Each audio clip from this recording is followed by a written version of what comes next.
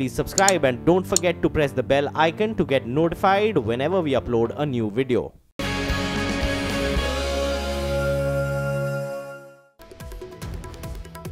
और एहतिशाम खान बड़ी खबर दे रहे हैं इस वक्त। केरल लव जिहाद मामले में सुप्रीम कोर्ट ने बड़ी टिप्पणी की है। सुप्रीम कोर्ट ने कहा है हदिया और शफी जहां आपसी सहमति से ही शादी करें। सुप्रीम कोर्ट ने इस आधार पर उनकी शादी को अवैध ठहराने वाले हाई कोर्ट के फैसले को गलत बताया है। साथ ही साथ सुप्रीम कोर्ट ने कहा है कि हदिया अपने पति के साथ रहने के लिए आजाद है। हम आपको यह भी बता दें कि हदिया ने सुप्रीम कोर्ट में अपने पति के साथ रहने की इच्छा जाहिर की थी। हालांकि हदिया के पिता ने इसका विरोध किया, लेकिन सुप्रीम कोर्ट ने कहा कि हदिया वयस्क है और वो जानती है कि उसकी भलाई आखिर किस में है।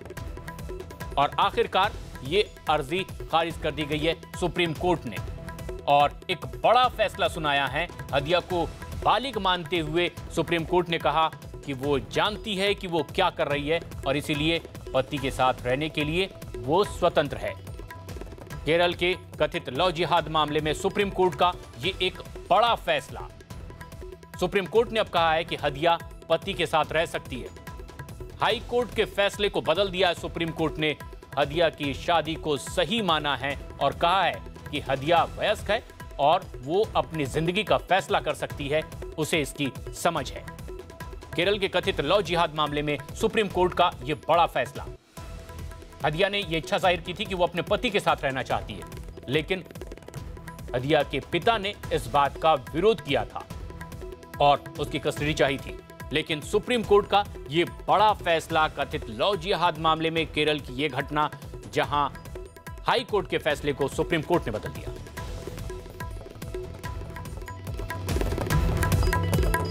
वहीं उत्कर्ष चतुर्वेदी बड़ी खबर दे रहे हैं। उत्तर प्रदेश के हाथरस में छेड़छाड़ का विरोध करने पर एक युवती पर जानलेवा हमला कर दिया गया है और आरोप है कि बदमाशों ने छेड़छाड़ के विरोध पर युवती पर धारदार हथियारों से हमला किया है। हमले में युवती के सिर पर और हाथ पर गंभीर चोटें आई है। पीड़ित युवती को अस्पताल में उपचार के लिए भर्ती करवाया गया है और फिलहाल पुलिस लड़की के भाई की शिकायत पर आरोपियों की तलाश में जुटी हुई है। लड़की का मेडिकल करा लिया गया है। इसके अलावा उसके भाई ने उसके तरफ से तहरीर दी है। उस तहरीर के आधार पर मुकदमा दर्ज किया गया है और जो अभियुक्त है उनकी गिरफ्तारी के लिए दबिश जारी है, उनको गिरफ्तार कर लिया जाए। उत्कर्ष चतुर्वेदी हमारे सहयोगी फोन लाइन पर मौजूद हैं ज्यादा जानकारी के साथ। उत्कर्ष, क्या पता चल रहा है, कौन थे ये हमलावर और पुलिस ने क्या कार्रवाई की? देखिए, अभी तक पुलिस की गिरफ्त में कोई भी आरोपी नहीं आया है प्रशांत, लेकिन जो बताया जा रहा है, जो लड़की के भाई ने पुलिस को शिकायत दी है, तहरीर दी है, उसमें साफ तौर पर लिखा है कि पिछले कुछ समय से कुछ शोधे लगातार लड़की को परेशान कर रहे थे, उसके साथ छेड़खानी कर रहे थे और लड़की उन बातों को अपने घर पर बताई थी। हालांकि पुलिस में से पहले कोई शिकायत लड़की की ओर से नहीं दी गई थी।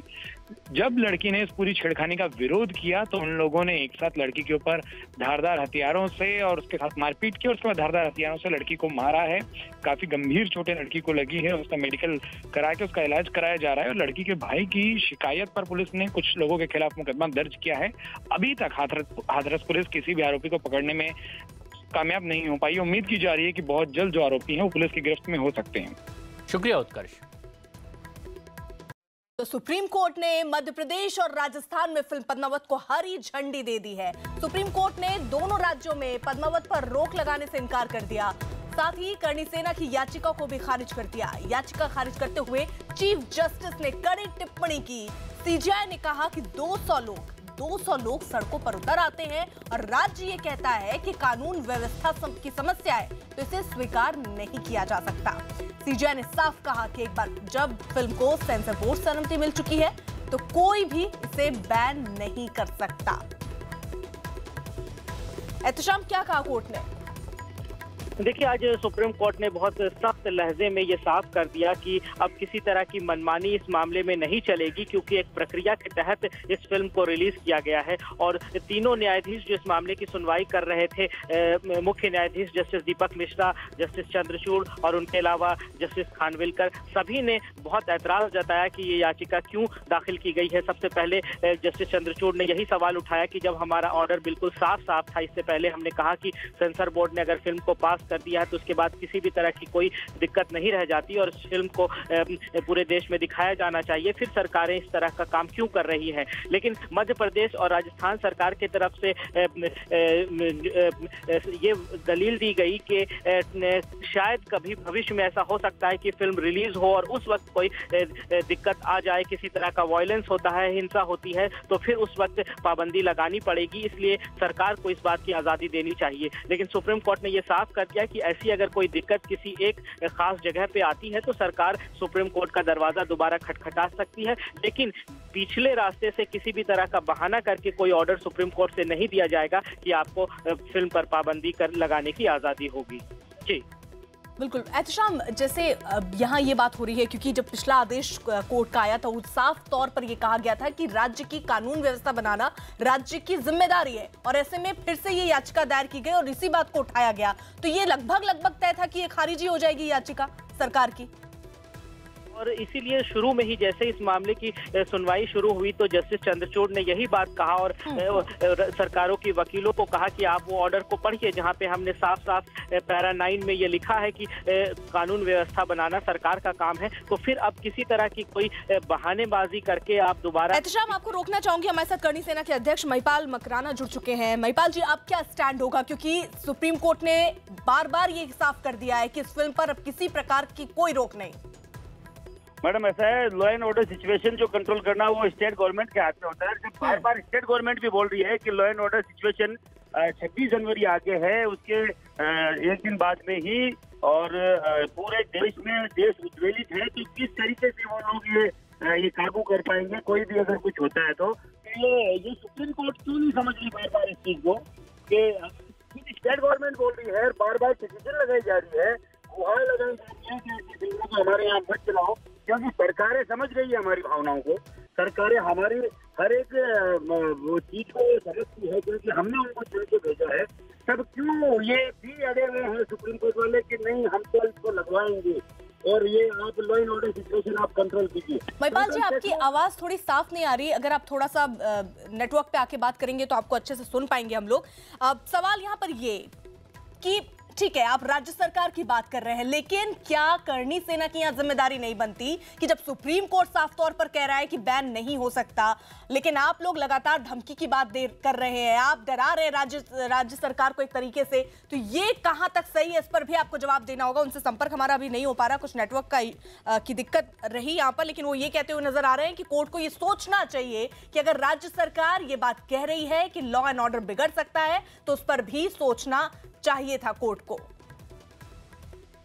एहतशाम हमारे साथ हमारे सहयोगी है। एहतशाम, यहाँ जो करणी सेना के लोग हैं ये मानने को तैयार नहीं है कि वो लगातार धमका रहे हैं, जिसको उन्हें अब कोर्ट के फैसले को मानना चाहिए था, बजाय उसके वो ये कह रहे हैं कि कोर्ट को ही मानना चाहिए कि राज्य सरकार ये बोल रही है कानून व्यवस्था बिगड़ रही है, तो ऐसे में कोर्ट को सोचना चाहिए। बिल्कुल, ये बात आज सुनवाई के दौरान भी ये बात उठाई गई। जब सुप्रीम कोर्ट ने अपना आदेश पारित कर दिया तो उसके बाद फिल्म एसोसिएशन की तरफ से जो वकील थे उन्होंने खड़े होकर ये कहा कि इन लोगों की याचिका क्यों यहाँ पे स्वीकार की गई है और इन पर जुर्माना लगाया जाए, क्योंकि ये वही लोग हैं जो टेलीविजन पर जाकर लोगों को उकसा रहे हैं हिंसा करने के लिए, और फिर दूसरी तरफ ये सुप्रीम कोर्ट भी आ जाते हैं। तो इन पर जो सुप्रीम कोर्ट का पहले का आदेश है कि पब्लिक प्रॉपर्टी को किसी भी तरह से कोई नुकसान नहीं पहुंचाया जाए और अगर ऐसा कोई करता है तो उसके खिलाफ, उस संगठन के खिलाफ कार्रवाई होगी, इसकी मांग रखी गई। लेकिन सुप्रीम कोर्ट ने फिलहाल, चूंकि ये मामला उनके विचाराधीन नहीं था, तो ये जरूर कहा है कि राज्य सरकारें इस बात को देखेंगी कि कानून व्यवस्था बिल्कुल पूरी तरह से बनी रहे। शुक्रिया एहतशाम। उधर हरियाणा के गुरुग्राम में फिल्म पद्मावत का विरोध कर रहे लोगों ने रहेजा मॉल में जमकर तोड़फोड़ की। दर्जन भर से ज्यादा लोगों की भीड़ रहेजा मॉल में घुस गई और बॉक्स ऑफिस पर हंगामा किया। हंगामा कर रहे लोगों ने दिल्ली गुरुग्राम एक्सप्रेसवे बस में भी तोड़फोड़ की। कुछ प्रदर्शनकारियों ने राजस्थान के एक बस में भी आगजनी की कोशिश की। ये सब तब होता रहा जब हरियाणा सरकार ने सभी सिनेमा हॉल मालिकों को सुरक्षा का भरोसा दिलाया था, लेकिन जिस तरह से तोड़फोड़ की गई उससे हरियाणा सरकार की सुरक्षा के दावे की पोल खुल गई है। पद्मावती का जो विषय है, जिस तरह की संवैधानिक व्यवस्था है, उस संवैधानिक व्यवस्था में क्योंकि भारत की न्यायपालिका और सर्वोच्च न्यायालय ने जिस तरह का निर्णय दिया है, हम सबको उस निर्णय का सम्मान करना चाहिए। लेकिन क्योंकि यह विषय केवल न्यायपालिका का विषय नहीं है, ये लोगों की भावनाओं से जुड़ा हुआ विषय है। और मैं इस विषय पर धन्यवाद देना चाहता हूं राजस्थान के मुख्यमंत्री आदरणीय वसुंधरा जी को कि उन्होंने तुरंत एक टास्क फोर्स बना करके इस बात का निर्णय किया कि राजस्थान की सरकार, राजस्थान की जनता और देश भर के लोगों की भावनाओं का सम्मान करते हुए सुप्रीम कोर्ट में एक पुनरीक्षण याचिका दायर करे। तो गुरुग्राम में पद्मावत के विरोध में तोड़फोड़ लोग करते हुए नजर आए और इसके बाद cinema hall Raheja cinema hall जहां पर तोड़फोड़ की गई, जमकर हंगामा किया गया। तस्वीरें आप देख रहे हैं किस तरीके से लोगों ने अपने मुंह को छिपाया हुआ है, लेकिन जमकर यहां पर तोड़फोड़ की गई फिल्म के विरोध के लिए। और ऐसे वक्त पर जब खुद सरकार ने यह भरोसा दिलाया कि सिनेमा हॉल की सुरक्षा सरकार की जिम्मेदारी होगी, ऐसे में सवाल अब सरकार पर खड़े होते हुए नजर आ रहे हैं। वहीं इस बीच गुजरात के मेहसाणा में हंगामा देखने को मिला जब करणी सेना के कार्यकर्ताओं ने सड़कों पर टायर जलाकर विरोध किया और राजस्थान के सवाई माधोपुर में लोगों ने जमकर हंगामा किया। ये दो तस्वीरें मेहसाणा और सवाई माधोपुर की, जहां दोनों ही जगह अलग अलग तरीके से यहां पर विरोध प्रदर्शन किया गया। कहीं पर टायर जलाए गए तो कहीं लोग जुलूस में शामिल होकर अपना विरोध दर्ज कराते हुए।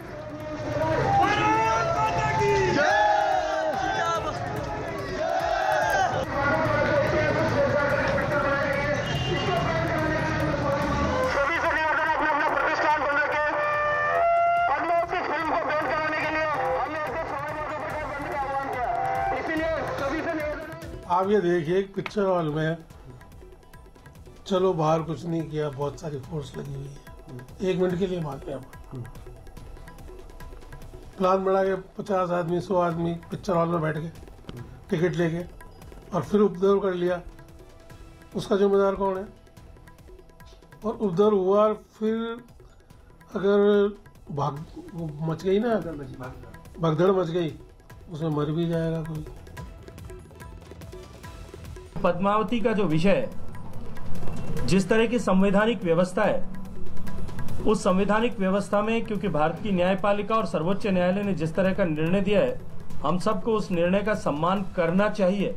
लेकिन क्योंकि यह विषय केवल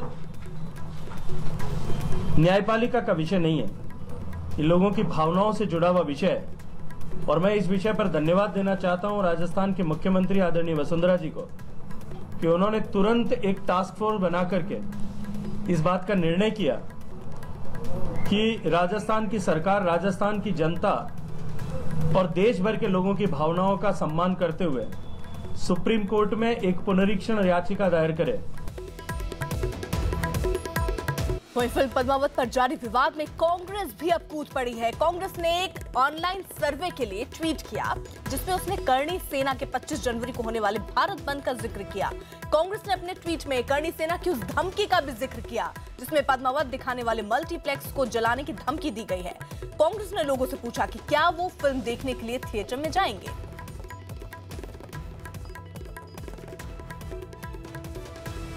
कांग्रेस की ओर से ट्विटर पर लिखा गया कि करणी सेना ने 25 जनवरी को भारत बंद का ऐलान किया, पद्मावत दिखाने वाले मल्टीप्लेक्स को जलाने की धमकी दी। क्या आप फिल्म देखने थिएटर में जाएंगे?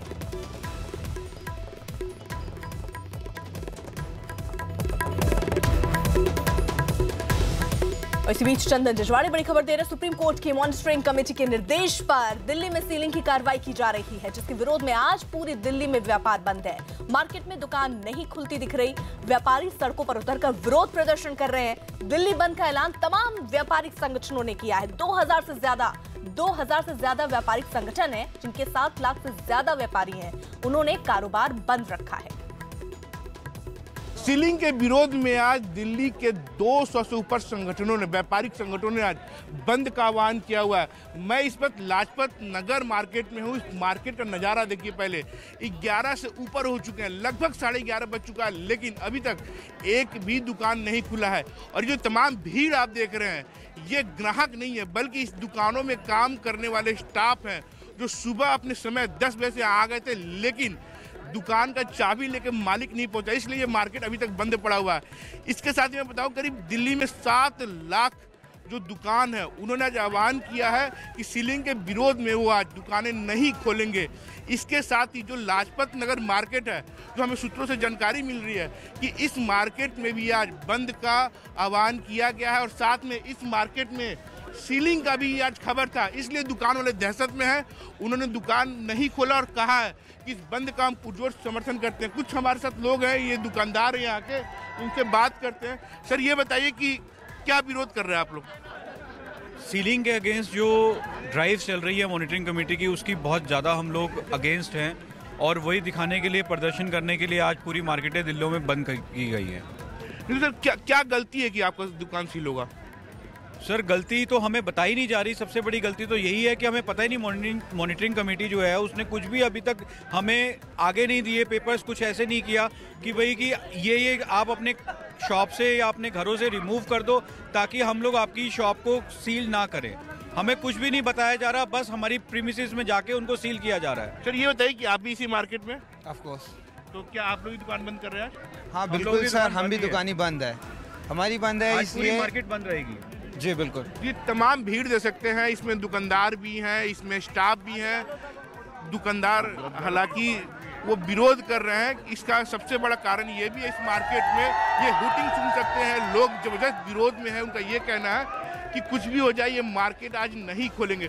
दूसरी तरफ इस मार्केट को लेकर ये भी कहा गया है कि MCD यहाँ पे आज सीलिंग के लिए, जो मॉनिटरिंग कमेटी है उसके आदेश के बाद यहाँ सीलिंग के लिए पहुँच सकती है। इस कारण से भी लाजपत राय मार्केट में इस बंद का कुछ खासा असर दिख रहा है। ये तमाम हजारों की भीड़ में स्टाफ बाहर खड़े हैं। कैमरामैन जुल्कर खान के साथ अभिषेक कुमार, दिल्ली, न्यूज़ 18 इंडिया। दिल्ली में चल रही सीलिंग के खिलाफ दिल्ली के कारोबारियों ने आज बंद की अपील की है। दिल्ली के लगभग सभी बड़े बाजार बंद रखे गए हैं। फिलहाल हम टैंक रोड पर हैं, करोल बाग का एक मार्केट है, यहाँ पर आप देख सकते हैं कि सारी दुकानें बंद रखी गई हैं। दिल्ली में जिस तरह से नगर निगम ने सीलिंग का एक आह्वान चलाया हुआ है कि दिल्ली के कारोबारी उससे परेशान हो रहे हैं और उसी की वजह से यहाँ पर बंदी की अपील की गई है। इसमें आम आदमी पार्टी भी शामिल हुई और उसने भी लगभग 70 विधानसभा क्षेत्रों में प्रदर्शन का ऐलान किया है। Chamber of trade and industry ने ये अपील की है। दिल्ली नगर निगम ने व्यापारियों से कन्वर्जन चार्ज भी लिए, लेकिन पिछले 10 साल से अगर हम बात करें तो आरोप ये है कि नगर निगम ने व्यापारियों के लिए कुछ भी नहीं किया है।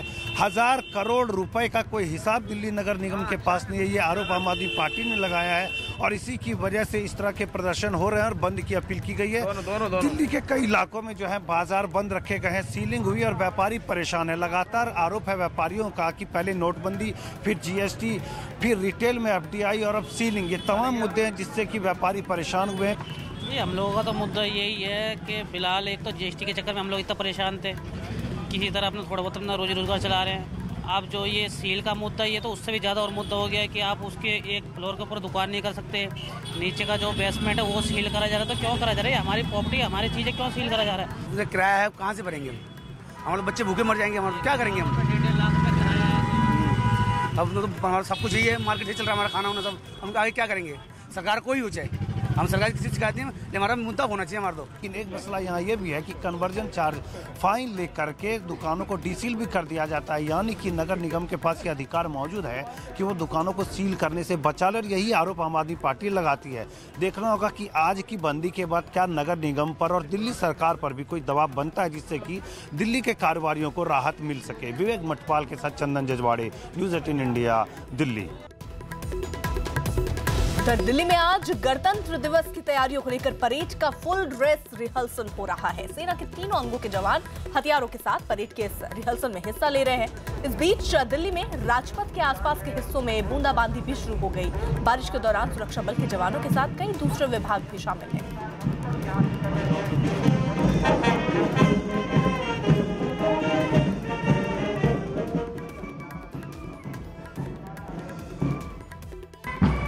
राजपथ से लेकर लाल किले तक के पूरे रूट पर इस वक्त फुल ड्रेस रिहर्सल जो गणतंत्र दिवस की चल रही है, इसको लेकर चाक चौबंद इंतजाम तो है ही, वहीं आज दिल्ली में लगभग चारों तरफ ट्रैफिक की वजह से भी लोगों को जूझना पड़ रहा है। क्योंकि मैं दिखाना चाहूँगा, इस तरफ भी मेरे ट्रैफिक पुलिस ने जो है वो बैरिकेड्स किया हुआ है और जहाँ जहाँ पर भी बैरिकेड्स हैं वहाँ से ट्रैफिक मूवमेंट नहीं है, क्योंकि इस परेड की स्थल पर पहले से ही चेतावनी और सलाह दी गई थी कि इस रूट को ना लोग इस्तेमाल करें। आप देख सकते हैं बैरिकेड्स लगा गया है ताकि उधर का ट्रैफिक जो है वो वही रुका रहे। वहीं दूसरी तरफ इस तरफ की अगर बात करें, ये मंडी हाउस से आने वाला ट्रैफिक रुका गया है। इस वक्त हम ITO पे हैं। साथ ही जो परेड का जो रूट है, इस रूट पर सख्त मनाही है और इसको लेकर खास तौर से इंतजाम किए गए हैं। जगह जगह सुरक्षाकर्मी मौजूद हैं और वहीं ट्रैफिक को डाइवर्जन के लिए रखा गया है। जो लोग पहले नहीं जानते थे कि आज यहाँ पर 10 बजे से लेकर 12 बजे के बीच में परेड का रूट रहेगा, तो उसको लेकर भी खास तौर से अब आगाह किया गया। आप देख सकते हैं उधर भी गाड़ियाँ जो हैं वो खड़ी की गई है ताकि ट्रैफिक की मूवमेंट को इधर ना आने दिया जाए, क्योंकि परेड को आज रिहर्सल ये लाल किले तक ये परेड जानी है और राजपथ से लेकर बहादुर शाह जफर मार्ग होते हुए ये इस वक्त लाल किले पर जाकर खत्म होगी। तो इस फुल ड्रेस रिहर्सल की वजह से जहां एक तरफ आज ट्रैफिक को थोड़ा कहीं राहत जरूर मिलती भी दिखाई देगी, क्योंकि आज दिल्ली बंद है और व्यापारियों की हड़ताल की वजह से भी ट्रैफिक कम है, लेकिन फिर भी आज दिल्ली के कई हिस्सों में खास तौर से राजपथ से लेकर लाल किला के हिस्से में ट्रैफिक मूवमेंट में लोगों को काफ़ी परेशानी हुई है।